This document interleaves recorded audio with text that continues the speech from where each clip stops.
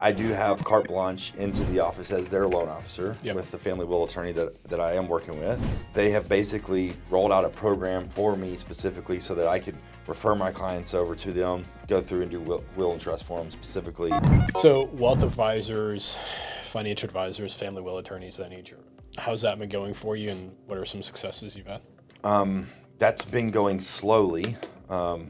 It feels like anytime you meet with attorneys or have conversations, everything's moved fairly slowly. However, I do have carte blanche into the office as their loan officer with the family will attorney that I am working with. They have basically rolled out a program for me specifically so that I could refer my clients over to them, go through and do will and trust for them specifically, flat fee. They're trying to make it really easy for me to refer business, and at the same time, slowly giving me business and access to their clients and their database. So that's going to continue to evolve. And my goal in that relationship is I want more access to the database and the past history, maybe some type of email going out about how I can help offer incentives or value or restructure some debt, etc. That's one mistake I feel like I've consistently made over my career, meaning that my son said this the other day, I make things look too easy. And I think when people say, oh, you built a 6-lane highway, you got a 28,000 person database, I'm going to go adopt 5,000 people from a family will attorney. And you're like, yeah, but there's a process, right? I think what most people don't understand is the business I've been able to build, the book and the academy and everything was built over time. You're right. It was not built overnight. Yep. So being the outside view, looking in from, okay, so Wally's got the book, the academy, the courses, blah, blah, blah, to like coming here, the 6-lane highway, the client concierge team, what could I have done a better job of expressing to you that, hey, this is something that needs to be built over time. It's not going to be built overnight. And would you have even listened to me? Yeah, no, I would not have listened. That's just not the way I'm wired. However, you did make it clear, and it is in the book. It's like, you should focus on a piece and one lane. One lane at a time.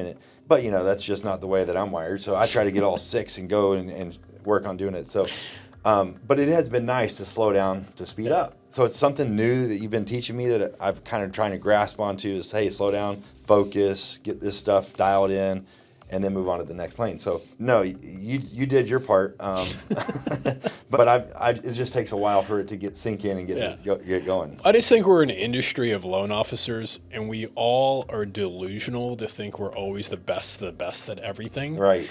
But we need to be able to go cold call somebody and get them to believe in us, trust us with their financials, and also on top of that, then we're going to make a revenue off them. That's right. You kind of have to be somewhat delusional to think that that's even a possibility. Yeah, and it's built into us to continue to do. The more you have this huge to-do list that you got to get through, and so it's been nice to just like, all right, ignore some of the do's and just focus on these 2 or 3 things, and let's get this dialed in. So helping to orchestrate that. The way that we structure that has been nice. Yeah, but let's go back to that. So you landed a financial advisor, you refer clients to a financial advisor, the financial advisor referred to you. What triggered you seeing the opportunity? Because one thing I think that you underestimate, that you do ridiculously well, is asking such awesome questions that they just like tell you everything and anything. Yeah. Ultimately, I'm just trying to really understand their business or what they're doing well enough that I can break it down and make it simple. A lot of times I'll talk to people and the responses I get back are just so complex and disorienting that I'm just like, dude, like I gotta understand this way better. Help me understand it.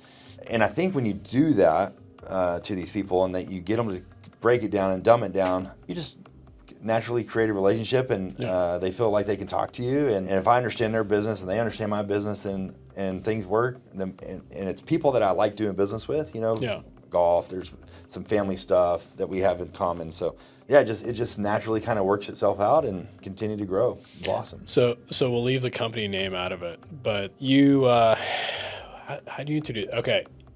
You wanted to come out to Merida to play golf with him, and we came out, had a great time. We dealt with my 20-year-old that's better golfer than all of us. All of us. He walked away. I think he walked away like $200 that day. But I had to run, and I think you guys hang out, had drinks. But one thing we always talked about with him was have us get together and do a mastermind. And then when we got together and did that mastermind at his office, gosh, what was that, maybe about a month ago? Yep. Something like that. Yep. And like, holy smokes, I've been in some great meetings, but what's so beautiful about that meeting, the synergy of you and him and me and all three of us working towards that common goal, that very rarely do you find these partnerships. It's seriously a win-win. Yeah, it was awesome. Just coming out of that meeting, we had so many light bulb moments. Some thoughts that you came up with that we didn't think about. So, that's the power of these masterminds is everybody has their lanes and their strengths, and putting it all together was really fun. And we're going to continue to evolve and